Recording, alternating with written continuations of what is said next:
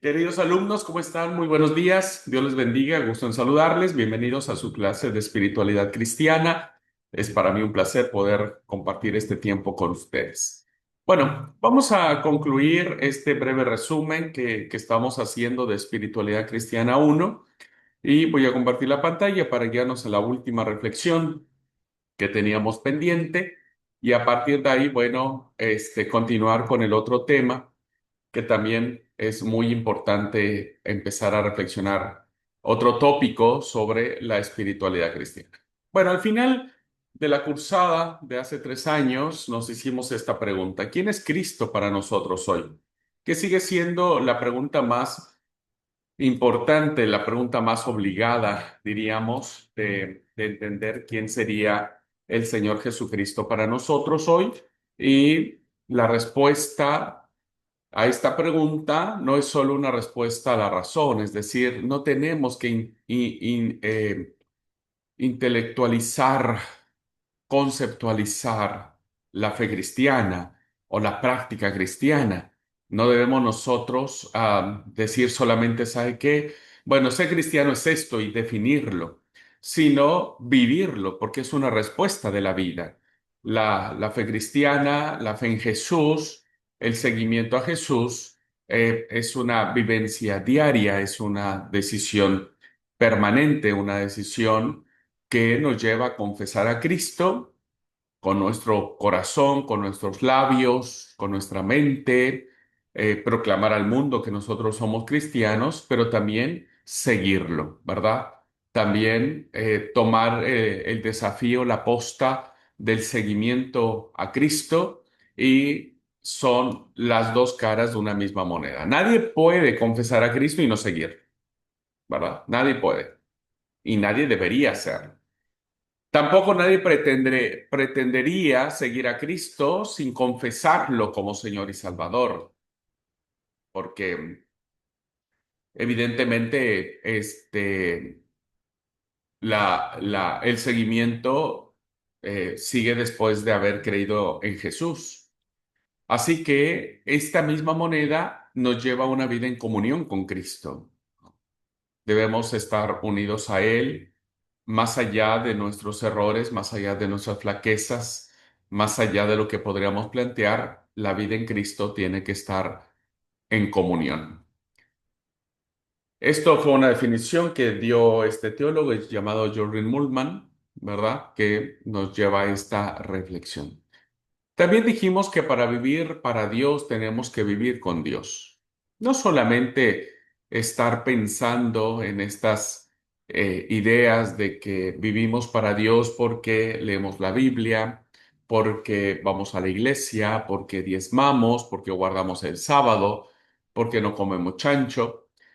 Y eso no siempre nos garantiza que vivamos con Dios, ¿no? Que lo conozcamos, que vivamos para Él. Les he contado la historia del pequeño Samuel. Bueno, ni tan pequeño porque aunque la Biblia no nos dice cuántos años Samuel tenía cuando Dios lo llama, Flavio Josefo nos dice que tenía 12 años, ¿no? Así que era un jovencito. Cuando Samuel es destetado de su madre Ana y ésta lo consagra al templo para estar bajo el cuidado del sacerdote Elí, y que puede estar al servicio de Yahvé en el templo de Silo. Bueno, Samuel desde muy pequeñito, ¿verdad? Desde su tierna edad, muy pequeñito, 1 año tal vez, empieza a estar en contacto con las cosas de Dios. O sea, él vive en el templo, él está arropado de la liturgia del templo, del incienso que se ofrece en el templo. Convive diariamente con los sacrificios que el sumo sacerdote hace, en este caso Elí, sus hijos. Samuel está muy adentrado en las labores del templo, abre las puertas, las ventanas, eh, pues conoce al pie de la letra todas las cosas que tienen que hacerse, ¿no? Él hacía cosas para Dios. Pero cuando Dios los llama, ¿verdad? en esa noche que Dios le dice, Samuel, Samuel, Samuel piensa que es Elí y va y le dice, aquí estoy, me llamaste. Y él le dijo, no, yo no te he llamado. Una segunda vez Dios llama a Samuel y le dice, Samuel, Samuel, y va con el sacerdote Elí y le dice, ¿me llamaste? Y Samuel, y Elí dijo, no, yo, con el sacerdote Elí, y Elí le dice, no, yo no te llamé, pero ya Elí sabía que Dios era quien los llamaba. Dice, bueno, la tercera vez que yo te llame, tenés que decir, habla Señor, que tu siervo escucha. ¿Y por qué Samuel, que estaba rodeado de las cosas de Dios, no supo quién era Dios porque no lo conocía? Y así nos puede pasar nosotros, ¿verdad? Podemos pensar que es por estar rodeado de cuestiones religiosas, por tener una Biblia bonita como dije, ir a la iglesia, guardar el sábado. Pensamos que vivimos para Dios, pero realmente no conocemos a Dios. Y lamentablemente habemos muchos cristianos que seguimos sin conocer a Dios, ¿verdad? Y no sabemos quién es Él para nosotros. Por eso toda formación espiritual debe estar caracterizada por el fruto del Espíritu, ¿verdad? Debe haber un fruto. Lo vimos en la primera clase, la llenura del Espíritu Santo está básicamente unida a que debe verse, ¿verdad? Debe haber un testimonio de esto. Pero como dijimos, el fruto del Espíritu es eso, solo un fruto que puede ser amor, gozo, paz, bondad, todas las cosas lindas que podamos ser. Pero si ese fruto no está pegado a la rama, a la vid, pues ese fruto no va a permanecer, no va a crecer, no se va a desarrollar. Así que lo importante no es el fruto, lo importante es la rama. Por ejemplo, la paciencia debe cultivarse a partir de la fuente de la paciencia. ¿Quién es la fuente de la paciencia? Pues Dios, nuestro Señor Jesucristo. Entonces, quienes conocen a Dios estarán bebiendo, ¿no es cierto?, de esta rama y estarán sintiéndose colmados en cuanto a la fuente de la paciencia. Por eso es que la Biblia dice que tales cosas fluyen del Espíritu, no pertenecen a nosotros, sino son parte de la vivencia del Espíritu Santo, ¿verdad? Que se mueve en nosotros y que da como fruto dichas acciones o valores o atributos. Por lo tanto, solo cuando se cultiva una vida espiritual que se manifiesta en el fruto espiritual, si hay una vida en el espíritu, si hay un conocimiento de quién es Dios, entonces va a haber un fruto espiritual. La verdadera meta de la formación espiritual no es el fruto del espíritu, sino la relación estrecha que produce el fruto del espíritu. Eso lo vimos. Mientras más estemos unidos a Cristo, más se verá reflejado eso, perdón, en muchas áreas de nuestra vida y en algunas otras necesitaríamos reforzar mucho nuestro compromiso con Cristo. Así que reflexionábamos que hay pocos atletas espirituales. La mayoría de nosotros somos débiles, perezosos, estamos en mala forma, en mala condición espiritual. Nuestra vida se vuelve terrenal en su dirección y carnal en su funcionamiento. Y seguimos actuando instintivamente. Nuestra animalidad se hace presente, ¿verdad? Y no hay una transfiguración. Nos enfocamos en la religión en vez de la relación. La práctica de la fe cristiana, la vivencia de la fe cristiana, no la hacemos como un acto de pasión, sino la vivimos como un acto de religiosidad nada más. Pero la vida cristiana no es religiosidad en un sentido negativo, sino es que esa religiosidad se convierte en una pasión desbordante de amor a Dios, a Jesús y al prójimo, ¿verdad? Como a nosotros mismos. Por lo tanto, tal vida no arraigada en una relación genuina con Dios está prácticamente vacía. ¿Por qué? Porque nos volvemos personas que poseemos conocimiento acerca de Dios. Conocemos mucho de Dios, sabemos muchos textos de la Biblia, muchas historias de la Biblia, pero tenemos poco conocimiento de Él. No sabemos entrar al misterio de Dios, al corazón de Dios, a su grandeza insondable. Pablo decía, cuán inescrutable es la sabiduría de Dios, ¿verdad? Y nos conformamos con lo que podemos alcanzar el sábado, y nos conformamos solo lo que podemos meditar unos minutitos a la mañana. Poco nos adentramos, ¿verdad? Al conocimiento de Dios. Por lo tanto, una relación estrecha con el Dios viviente lleva a una verdadera espiritualidad. Y solo quien vive una verdadera espiritualidad puede cambiar su mundo, ¿verdad? Puede cambiar su mundo personal, su entorno familiar, su impacto en la iglesia y su influencia en el mundo. En esa medida, nosotros practicaremos una verdadera espiritualidad. Bueno, pues hasta aquí entonces, queridos alumnos, hemos hecho este breve repaso de los conceptos más importantes que desarrollamos en nuestra clase de espiritualidad cristiana y que nos sirven de paso para eh, continuar con otras, con otras reflexiones, con otras aproximaciones de cómo vivir esta espiritualidad. Así que bueno, vamos a abrir una segunda unidad temática de esta materia y que tiene como pregunta, ¿dónde está centrada nuestra espiritualidad? ¿Verdad? ¿Dónde está centrada nuestra espiritualidad? Bueno, voy a compartir la pantalla para que podamos guiarnos en esta nueva reflexión.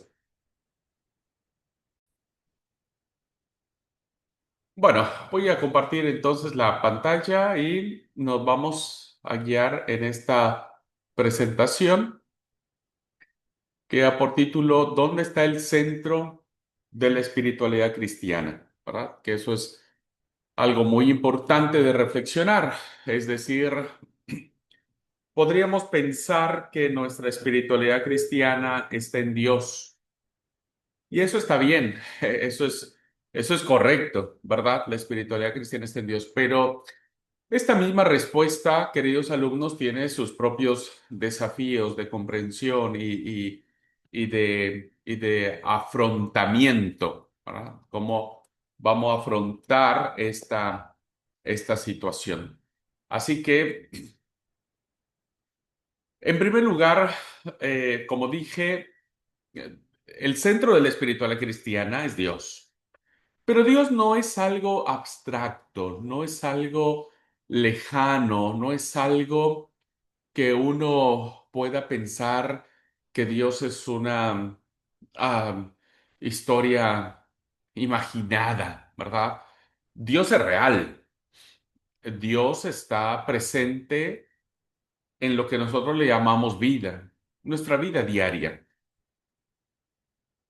El problema radica, queridos alumnos, cuando hay un conflicto interesante eh, de cómo compaginar, ¿me entendés?, la realidad de Dios con nuestra vida.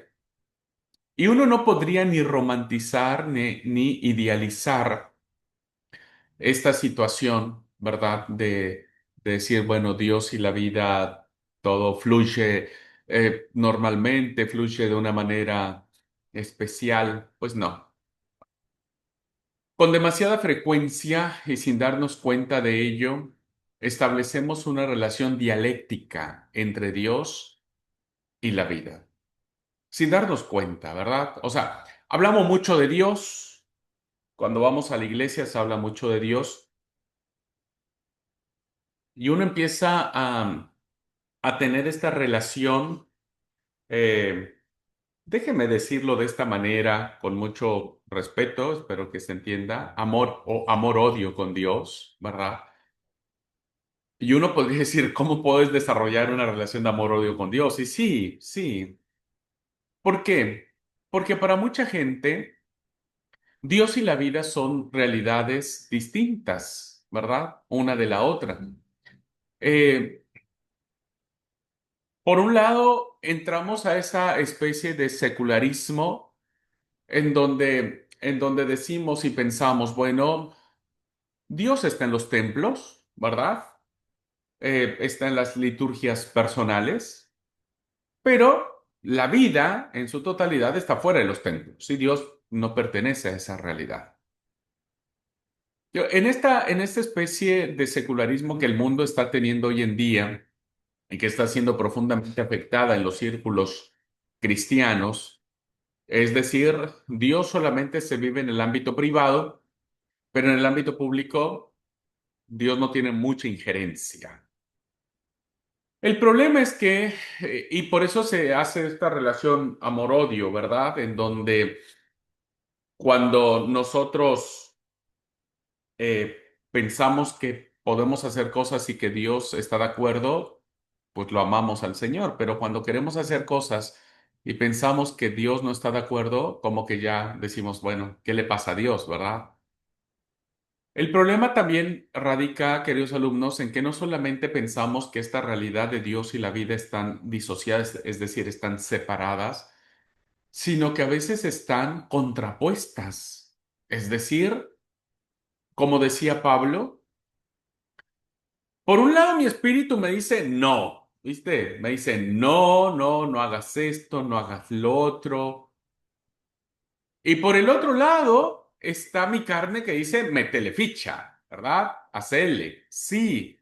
No hay ningún problema, puedes hacerlo. Entonces, no solamente están separadas, sino que en algún momento entran en conflicto, entran en lucha.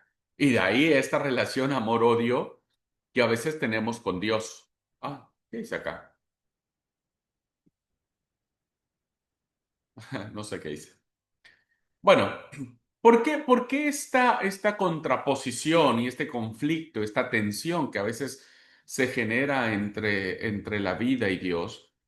Porque en última instancia, abundan las personas que ven en la vida con sus males, sus sufrimientos, sus contradicciones, la gran dificultad de creer en Dios. ¿Verdad?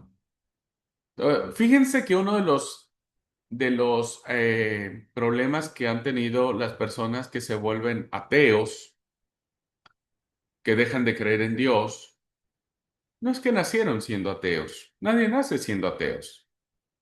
Es más, me atrevería a pensar que todos nacemos siendo cristianos porque en última instancia somos creados a imagen imagen y semejanza de Dios. Entonces pienso que de manera natural tenemos incorporado este ADN de sentir que tenemos una naturaleza de Dios, ¿verdad? Una imagen de Dios. Eh, la mayoría de los ateos, me parece, si no es que todos, no quisiera generalizar, pero la mayoría de los ateos no nacieron siendo ateos y no se hicieron ateos de la noche a la mañana, sino muchos de ellos se hicieron porque se vieron frustrados en esta imagen o en esta realidad de Dios que no compaginó con sus propios deseos. Entonces muchos de ellos, ¿verdad? Se convirtieron en querer darle la espalda a Dios, en negar la existencia de Dios, porque Dios no estuvo allí cuando más lo necesitaron.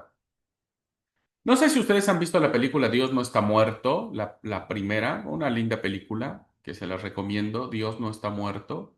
Creo que hay tres sagas, eh, pero la primera, que cuenta la historia de un chico que tiene un profesor que es ateo y que odia profundamente la idea de Dios. Bueno, la historia descubre que esta persona se siente tan enojado con Dios, se siente tan frustrado con Dios, que niega su existencia porque su madre cayó en una especie de Alzheimer, una enfermedad muy difícil, y terminó muriendo. Entonces él se sentía decepcionado de Dios porque él le pidió muchas veces que sanara a su madre, y finalmente la madre murió en condiciones pues no lindas, ¿verdad?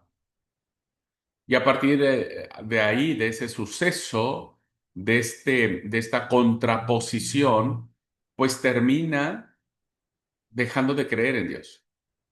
Bueno, muchas veces a muchos cristianos nos pasa. Algunos dejan, sí, definitivamente de creer en Dios y terminan alejándose de Dios, de la iglesia, de todo lo que tiene que ver con el Señor. Terminan alejándose porque sienten, piensan que Dios no estuvo allí para salvar a su hijo, a su hija, a su esposo, a su esposa, para no librarlos de situaciones muy dolorosas, de mucho sufrimiento, de profundo sufrimiento. Y entonces muchos terminan haciendo que su fe se vuelva pedazos, ¿verdad? Explote en mil pedazos. Algunos cristianos también, aunque nuestra fe se quebranta y se quebranta mucho, pero nos mantenemos, ¿viste? Nos mantenemos en la fe y en la esperanza, aún con mucho dolor y demás. Pero hay este sector de personas que consideran, ¿no es cierto?, que la realidad de Dios es una realidad cruel, despiadada, que no les ayuda, que no los salva, que no los sana, que no los libra de la muerte, etcétera. Entonces, por eso es que la vida se vuelve odio con Dios, ¿verdad? La gente termina odiando a Dios porque, como dijimos en clase de espiritualidad con el tema de Job, pues terminamos culpando a Dios en última instancia, ¿no? ¿Quién tiene la culpa de todo? Pues Dios, ¿verdad? Nunca nos enojamos con el diablo. Fíjense qué curioso. Nunca nos enojamos con Satanás ni nada por el estilo. Siempre nos enojamos con Dios porque pensamos que Dios tiene que ayudarnos, sí o sí. Pero también en el otro lado abundan personas que ven en Dios el gran obstáculo para vivir, para desarrollar y disfrutar la vida en toda su plenitud y en todas sus potencialidades. Pero si yo quiero tener un amante, yo quiero tener unas relaciones sexuales, ¿verdad? Aún estando casado con una mujer, con otra, con las que pueda. Yo quiero ser libre en eso. ¿Y qué dice Dios? No, ¿verdad? No, no podés hacer. Yo quiero vivir una vida libertina, una vida sin que nadie me juzgue, sin que nadie me diga que no, una vida donde yo pueda hacer lo que yo quiera, las veces que quiera, como yo pueda, sin que alguien o algo me diga está mal. Y entonces muchos ven en la moralidad de Dios, en la moralidad del reino, pues un obstáculo decir, pero por eso es que a veces mucha gente no le gustan las iglesias, ¿no? Porque seguimos siendo iglesias del no. A veces no, está bien decir no, pero el problema es que no les explicamos por qué les decimos que no. Y entonces por eso es que hoy muchas iglesias están creciendo, las famosas mega iglesias, porque sus líderes no le dicen que no a la gente, ¿verdad? Más bien es un compromiso de una gracia barata, ¿no? De decir, bueno, mira, qué sé yo, si ya Dios te salvó, puedes hacer lo que quieras, porque una vez salvo, siempre salvo. ¿Por qué? Porque el ser humano necesita no sentirse atado a ninguna regla, ¿no? Quiere sentirse libre, no quiere sentirse comprometido con una conciencia que lo redarguya. Ujú. Porque creo que no hay nada más difícil en la vida cristiana que alguien que termina siendo redarguido por su propia conciencia. Así es que fíjense cómo esta respuesta a decir, bueno, ¿dónde se centra la espiritualidad cristiana? Decimos en Dios, pero ¿cómo ha sido nuestra relación con Dios?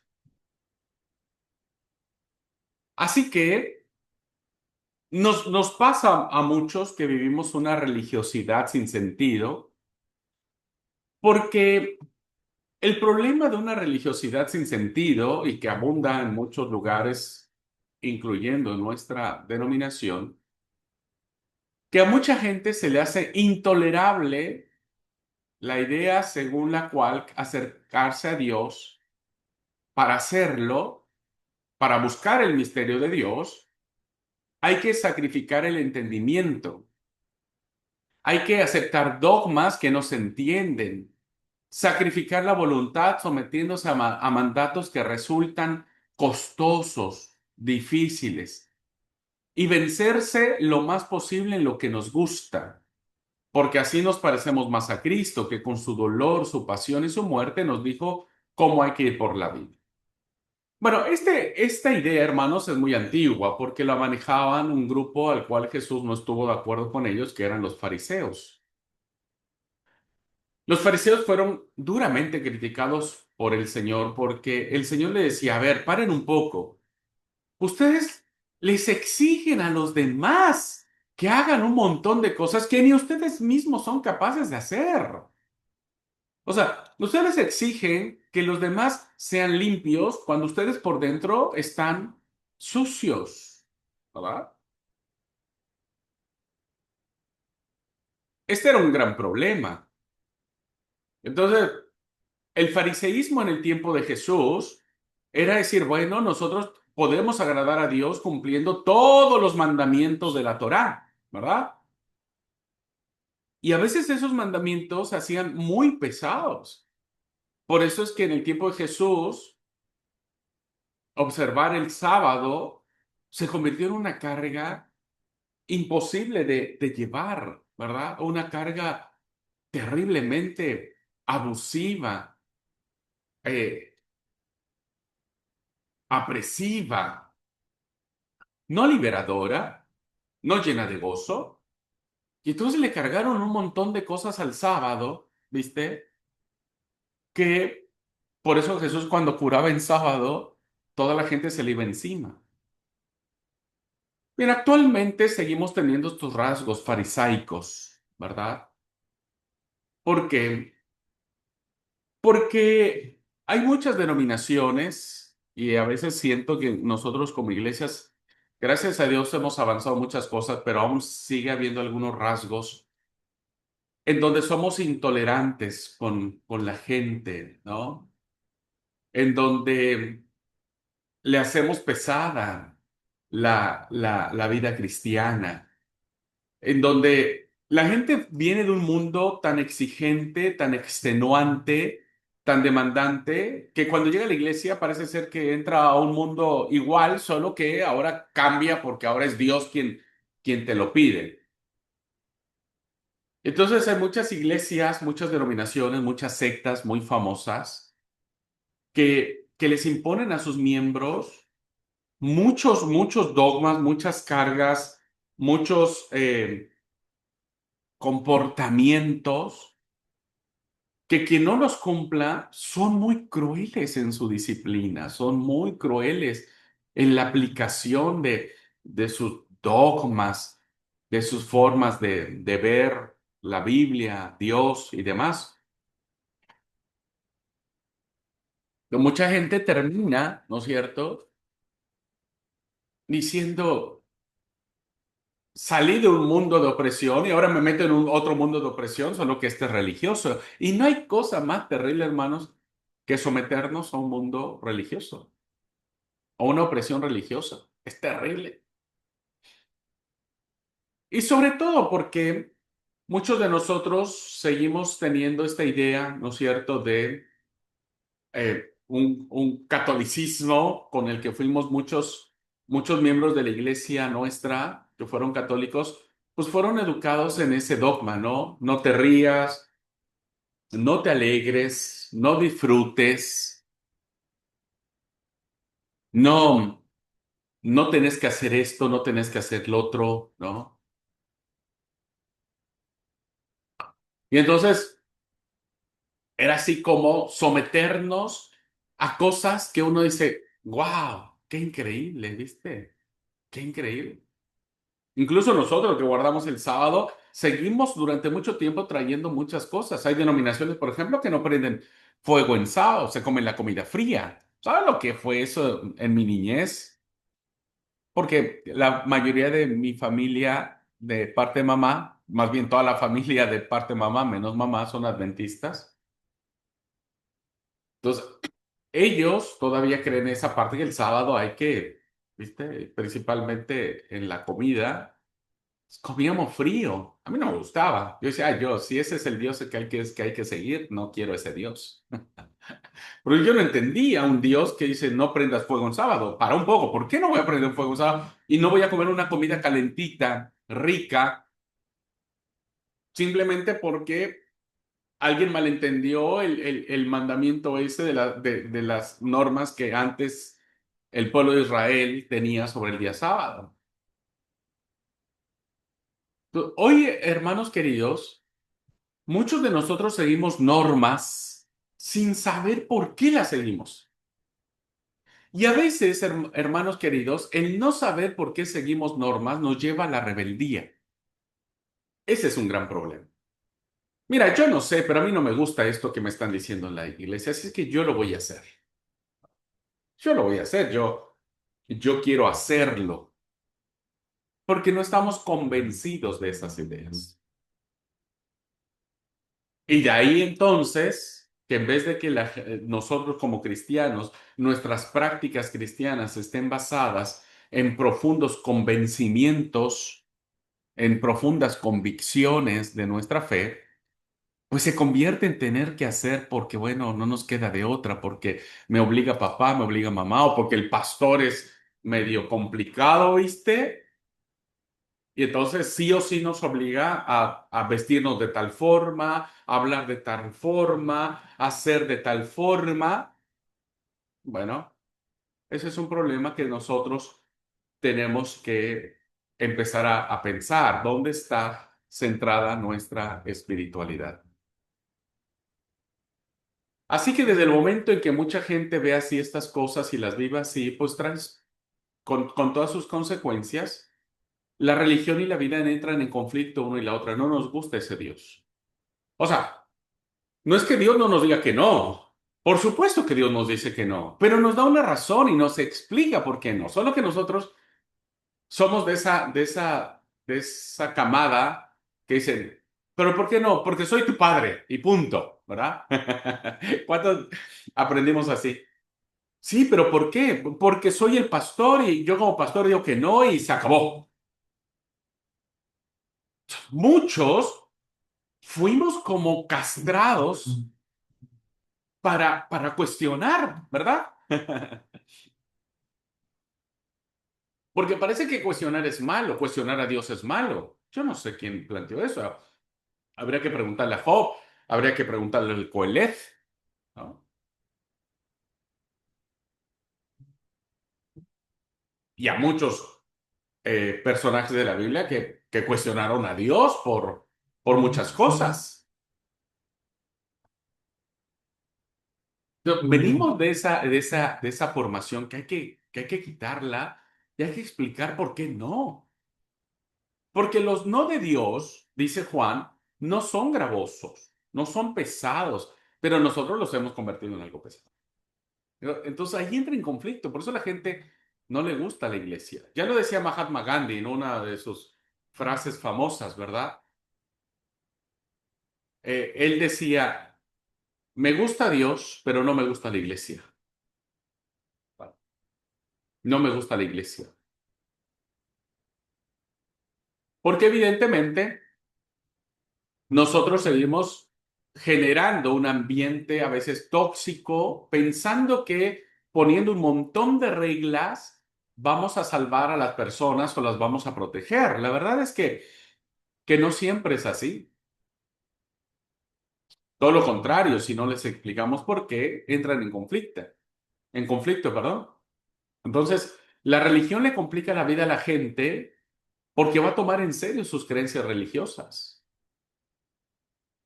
Mucha gente va a terminar diciendo, mira, yo no sé por qué guardo el sábado, pero yo lo voy a guardar, porque qué sé yo, está en la Biblia, no entiendo por qué, pero está en la Biblia.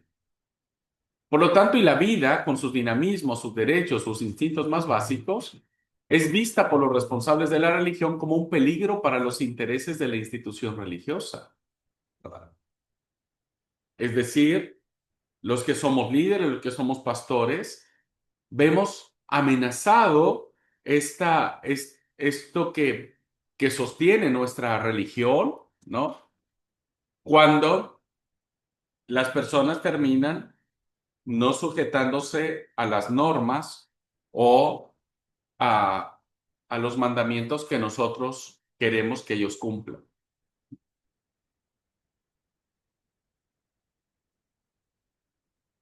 Pero la vida es dinámica y cada persona es distinta. Yo creo que hoy debemos reflexionar qué papel juega Dios en nuestras vidas, cómo lo estamos entendiendo, cómo vivimos su palabra, sus no de Dios, ¿verdad? Y, y aprender a reinterpretarlo a la luz de la libertad que Él nos ha dado. Porque Dios nos ha dado esta libertad y cada uno tiene derecho de ejercerla como quiera. Porque en última instancia, quien va a ser juzgado es la persona por Dios, solo por Él. Nosotros debemos dejar de pensar que somos los jueces. No somos ni los jueces ni los verdugos, ¿verdad? No lo somos. Así que vean cómo este conflicto es muy interesante de reflexionar. ¿Dios está haciendo un conflicto en tu vida? Yo no diría, no, no puede ser. Es decir, ¿estás aceptando con plenitud, con alegría, con gozo los no de Dios? Cualquiera que estos sean, ¿los entendés? ¿Los comprendés? ¿Los vivís? ¿Los sometés bajo el señorío de Cristo? Las situaciones que te pasan en la vida las comprendes no como un castigo de Dios, sino como parte de la propia naturaleza de la vida. Dejas de culpar a Dios de las cosas que te pasan. ¿Cómo está tu relación con Él? Así que bueno, es interesante este punto de vista.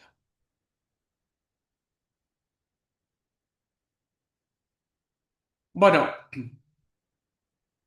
y ahora veamos un segundo que tiene que ver con el Evangelio, tiene que ver con la buena noticia. ¿Dónde está centrado nuestra espiritualidad? En el Evangelio, en la buena noticia de Dios.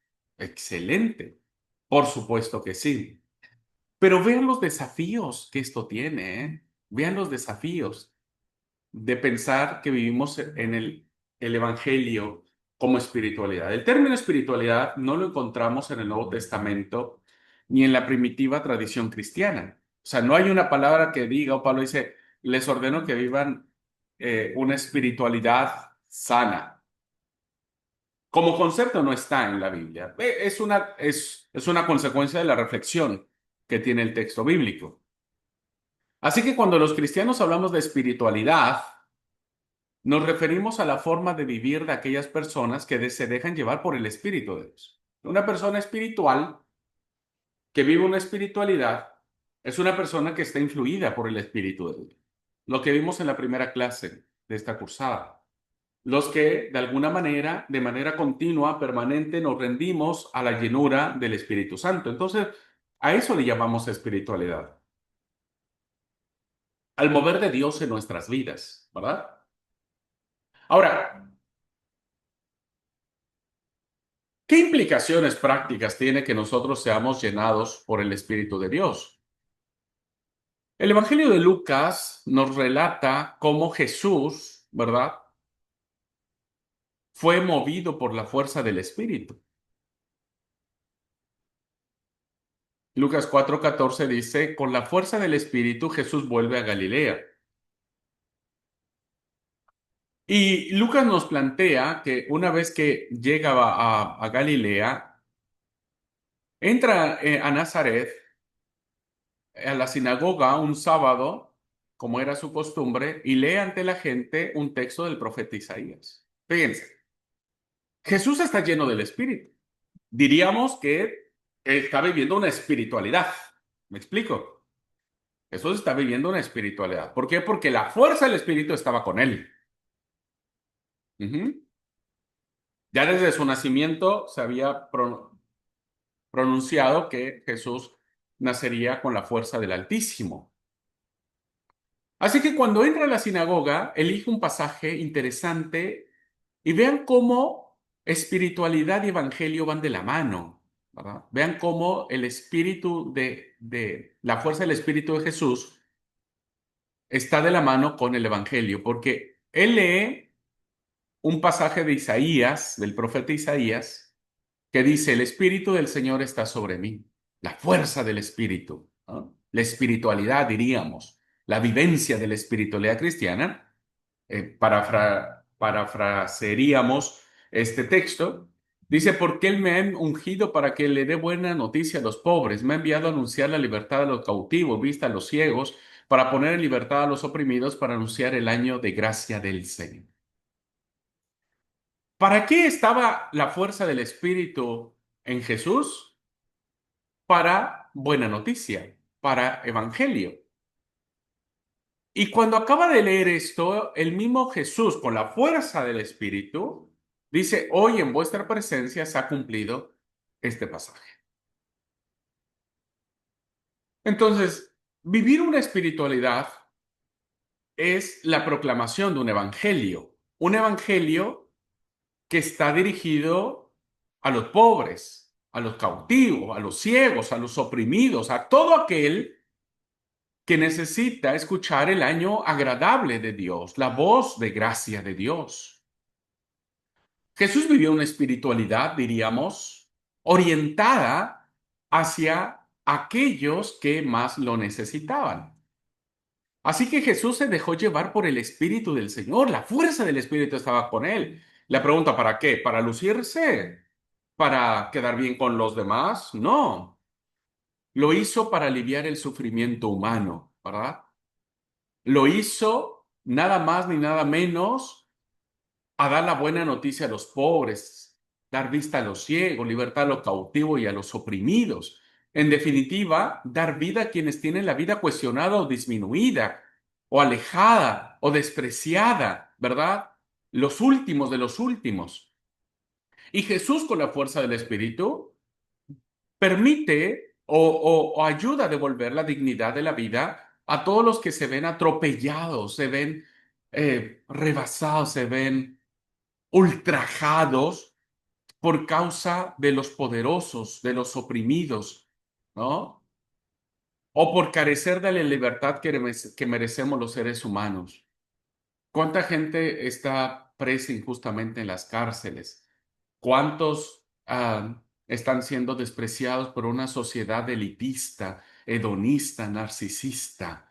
¿Cuántos están siendo humillados por esta posición donde los ricos son más y los pobres son, los ricos son menos, más bien, y los pobres son más? El pobre sigue siendo humillado, sigue siendo ultrajado, sigue siendo usado por el poderoso. Así que la espiritualidad debe ir siempre en dar libertad, en ayudar. ¿Dónde está la espiritualidad?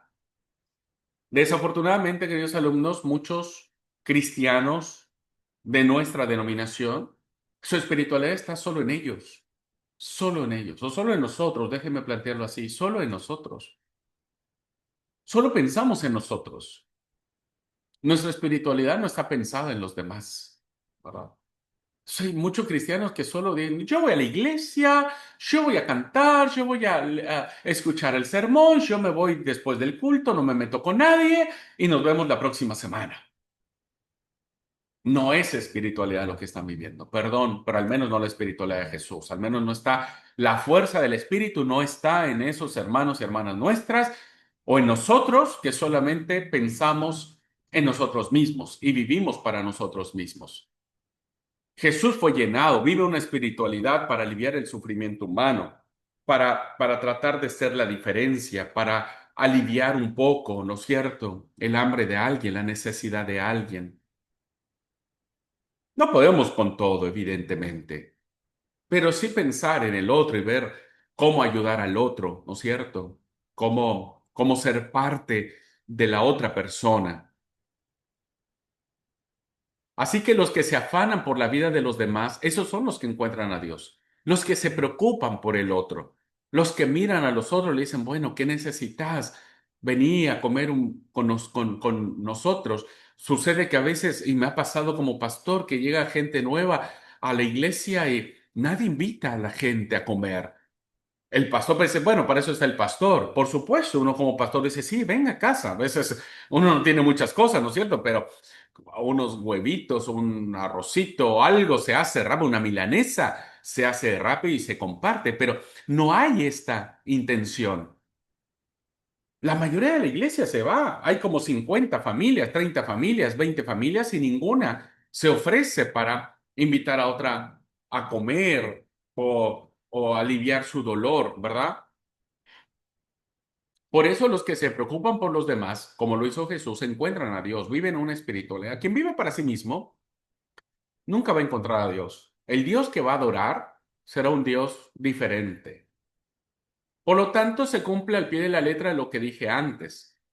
La espiritualidad del Evangelio consiste exactamente en que se confunde la causa de Dios con la causa de la vida humana.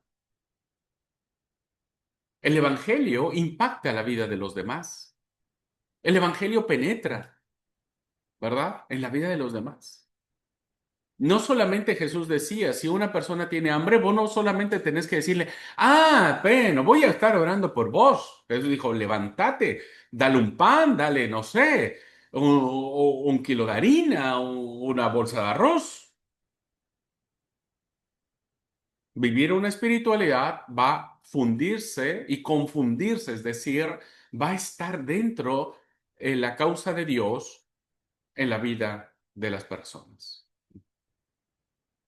Así que dejemos de pensar en nosotros solamente y empecemos a pensar cómo podemos ayudar a alguien más. ¿Ok? Bueno, finalmente, la tercera reflexión. Recuerden que la pregunta que estamos haciendo, ¿dónde está centrada la espiritualidad cristiana? La primera es Dios y la vida, la segunda es el Evangelio y la espiritualidad, y luego, cómo la espiritualidad entra en conflicto. Una espiritualidad que no entra en conflicto, ¿verdad? Es una espiritualidad acomodada. Jesús hacía frecuentemente esas buenas obras precisamente cuando estaba prohibido hacerlas, según las leyes de la religión establecida. O sea, ¿Jesús vino a revolucionar estas leyes? Sí, pero era porque eran leyes injustas que lastimaban la dignidad de las personas. Y eso le trajo muchos conflictos, ¿verdad? Sanar en sábado le trajo muchos conflictos al Señor. Tan es así que en varias ocasiones, una vez que sanaba, la gente pensaba cómo matarlo. Fíjense, algo bueno que se puede hacer en el día del Señor para la gente era lo peor, era digno de muerte. ¿A dónde estamos? Pero eso también pasa hoy en nuestras realidades eclesiales, ¿no? Hay mucha gente que, por ejemplo, los que guardamos el sábado, decimos, no, no, no prendan fuego en sábado, para un poco. ¿Qué pasa si yo prendo fuego? No pasa nada. Por supuesto que no. Hay otros grupos que se han separado de nosotros aquí en Argentina, de la iglesia, que siguen siendo ese grupo, viste, muy cerrado que no prenden, no prenden el auto, no usan el auto para... Un segundo, por favor.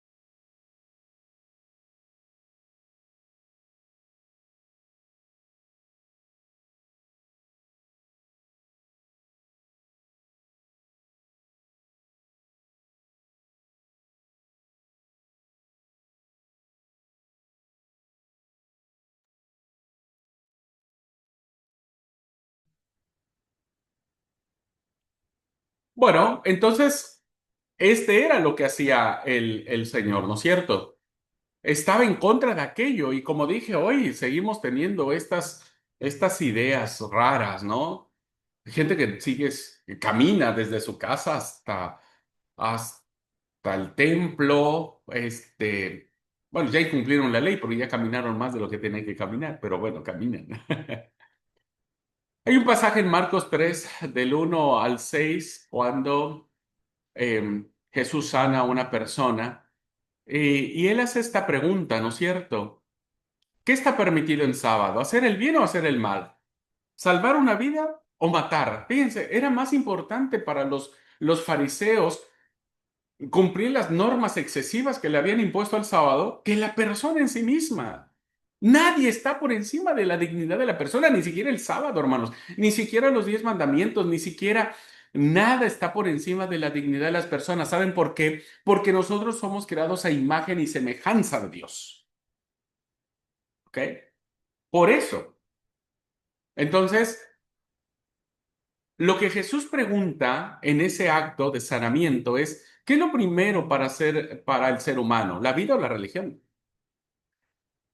Increíblemente hoy seguimos escuchando que es la religión más que la vida, ¿verdad? Increíblemente. Seguimos escuchando eso. Hay comunidades de fe donde todavía se critica si una de nuestras visitas llega al templo con pantalón, una mujer con pantalón. Se critica terriblemente esa situación. ¿Por qué? Porque para nosotros primero es la religión. ¿Me explico? Entonces allí quedó claro que para Jesús lo primero es la vida, siempre. Si una visita nuestra llega con una mujer, llega con pantalón, o llega un travesti, o llega una prostituta, o llega un homosexual a nuestras congregaciones, no lo vamos a cambiar para aceptarlo. Al menos Jesús no lo haría. Porque para él primero es la persona, su corazón. Después vemos su apariencia, después vemos lo exterior. Lo primero es lo que hay dentro de él. Para Jesús, lo primero es la vida, dar vida a quien la tiene limitada o mutilada, sea como sea, la razón que sea, no importa. Para Jesús lo importante es la vida misma, la vida en esta dimensión de cuidado de Dios, ¿no es cierto? La vida que, que honra a Dios. Y nosotros tenemos que ser defensores de la vida, aun cuando esto nos traiga conflicto, como le trajo a Jesús. Por lo tanto, la espiritualidad, tal como la entendió y la vivió Jesús, no tuvo más remedio que ser conflictiva. O sea, Jesús no podía acomodarse a eso, no podía decir, bueno, está bien, no voy a decir nada para que no se enojen. Bueno, lo llevó a la muerte, ¿no? A veces hay que tener una guerra santa cuando hay buenos motivos, porque hay hermanos que hacen guerras, pero no es guerra santa, es una guerra terrible. La espiritual entonces, tal como la vivió Jesús, pues no le quedó otra más que confrontarse con los estándares que se habían establecido. Porque entonces, ¿cómo ahora? Ponerse incondicionalmente de parte de la vida es seguramente la cosa más problemática y más peligrosa que puede hacerse en este mundo. Hoy estamos muy acostumbrados al statu quo, ¿no? Estamos muy acostumbrados a proteger nuestra reputación y no importa si tengo que pasar por encima de la dignidad de las personas, lo importante es la reputación que yo tengo como iglesia. Por eso la expresión suprema de nuestra espiritualidad debe ser el Señor crucificado. Nosotros tenemos que defender la vida y a las personas, aun cuando esto nos lleve a la crítica, nos lleve a un montón de cosas, ¿no? Pero bien sabemos que un crucificado es un ajusticiado, o sea, la demostración más patética de hasta dónde puede llegar un conflicto. El Señor no tenía que haber muerto de esa forma si no hizo nada malo, no mató a nadie, no golpeó a nadie, no conspiró contra nadie. ¿Me explico? Lo único que hizo, su gran pecado, y lo voy a poner entre comillas, fue hacer lo justo, fue amar a quien el mundo había despreciado. Por eso la espiritualidad se opone y exige renuncia. Significa cargar la cruz. Y a veces tenemos que pagar las consecuencias, no porque hayamos hecho algo malo, sino porque siempre tenemos que defender, ¿verdad? Si hay alguien, un líder que quiere pasarse y sobrepasarse por encima de la dignidad humana, tenemos que decir no, no. Nadie puede lastimar a nadie, nadie puede castigar a nadie, nadie. Porque el único amo que tenemos es Dios. Nosotros no somos amos de nadie. A veces tenemos que entrar en conflicto. Si eso hay que conflicto, hermanos, bueno, que Dios juzgue, ¿verdad? Que Dios juzgue. Lo determinante está en que la espiritualidad cristiana sepa dónde tiene su centro. ¿Dónde estamos, hermanos? ¿Está en Dios? Ok. ¿Cómo estamos enfrentando la vida? ¿Verdad? Con Dios. ¿Hacia dónde estamos dirigiendo nuestra espiritualidad? ¿Y esta espiritualidad que estamos teniendo está entrando en conflicto o está siendo acomodada? Si no entra en conflicto es que se está acomodando, ¿eh? Entonces, la espiritualidad cristiana, lo importante es saber dónde está su centro, dónde se mueve. Por lo tanto, desde donde se tiene que entender y poner en práctica todo lo demás. Y ese centro está en la vida. Debe ser la vida. En la defensa de la vida de los seres humanos, en el respeto a la vida, en la dignidad de la vida y hasta en el goce y el disfrute de la vida para todos. Y en cuanto eso es posible, no solo para unos cuantos. La medida que defendamos la vida, estaremos orientados a una espiritualidad sana, liberadora, redentora, conciliadora, perdonadora, respetuosa, atenta, amable, buena, ¿no? Debemos defender la vida como lo hizo Jesús. Ujú. Así que bueno, espero que esta clase nos lleve a esta última reflexión sobre una espiritualidad para el siglo XXI, cómo ejercerla ahora en nuestro tiempo. Si la espiritualidad quiere ser coherente con el mensaje de Jesús, ante todo con las exigencias de nuestro tiempo, no tiene más camino que tomar en serio la vida y luchar por ella. Debemos tomar conciencia de eso. Incluso cuando eso pueda significar enfrentarse a las patologías de la religión, exactamente como lo ocurrió a Jesús. Si estamos desarrollando patologías tóxicas en nuestras comunidades de fe, tenemos que luchar contra esas patologías tóxicas, ¿verdad? Y quede claro de una vez para siempre que esto no es relajar la espiritualidad ni hacerse una vida espiritual a la medida. Por supuesto que no, todo lo contrario. Es hacer una espiritualidad que realmente nos lleve a tomar en serio, con pasión y con decisión la vida. Lo que realmente nos pasa es que nos da miedo, mucho miedo en tomar en serio la vida. Entonces nos escondemos en nuestros prejuicios y en nuestras ideas. Tenemos que luchar porque la realidad de la fuerza del Espíritu de Jesús sea una realidad permanente en nosotros. Bueno, pues deseo, queridos alumnos, que esto haya sido una buena reflexión para nosotros y que nos ayude a seguir entendiendo esta realidad de la espiritualidad de nuestras vidas. Eso que Dios les bendiga. Nos vemos la próxima clase con otro tema para reflexionar. Muchas bendiciones. Paz.